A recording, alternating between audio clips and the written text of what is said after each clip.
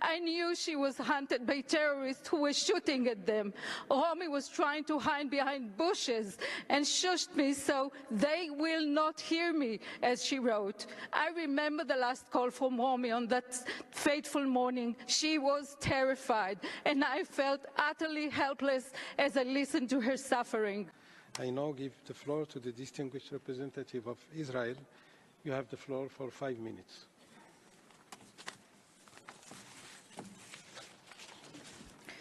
Thank you, Mr. President. My name is Navi Pallay, and I'm the mother of Romy Gonan, a 23-year-old woman who was hunted by Hamas terrorists on October 7, 2023. Trying to escape from the murderer's hands, she was shot while driving in a car with 3 other young people. As the only survivor, she was brutally dragged by her long, beautiful hair from the car along the road. I was a witness to this reality while speaking with her on the phone, hearing her helplessness and frustration without being able to help my baby.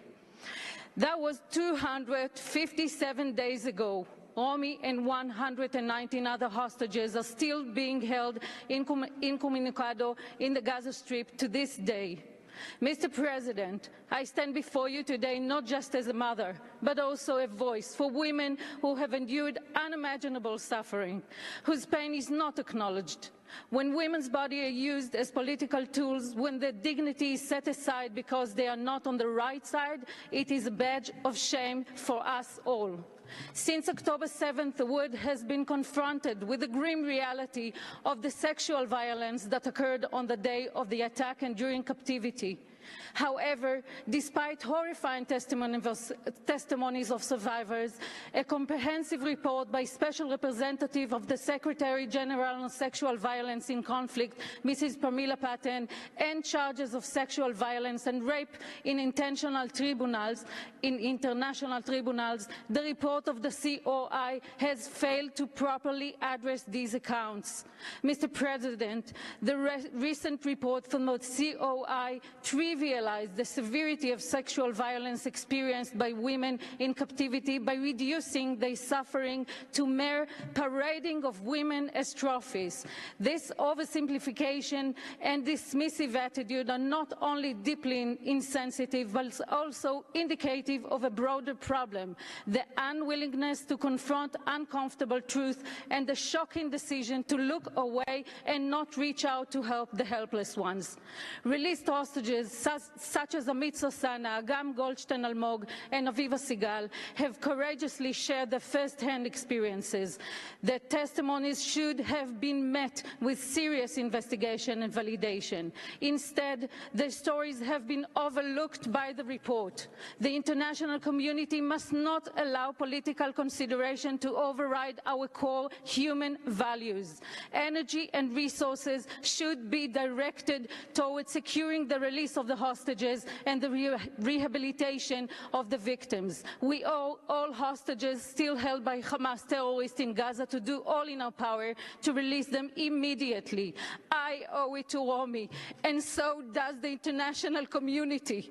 Mr. President, Romy has a father, 2 sisters and 2 brothers who have dedicated their entire lives in the last 257 days to her release. This is true for all 120 hostages who are still being held hostage by Hamas in Gaza, without any adequate information about the conditions, health, and status. I stand before you today also as the representative of the family members who are also suffering. Their health is deteriorating and their pain should be acknowledged as well. The enforced disappearance of the hostages by Hamas constitute cruel and inhuman treatment, both to the hostages and to their family members. This reality was completely overlooked by the Commission of Inquiry. I remember my conversation and text messages with Romy during that horrific day. I knew she was hunted by terrorists who were shooting at them.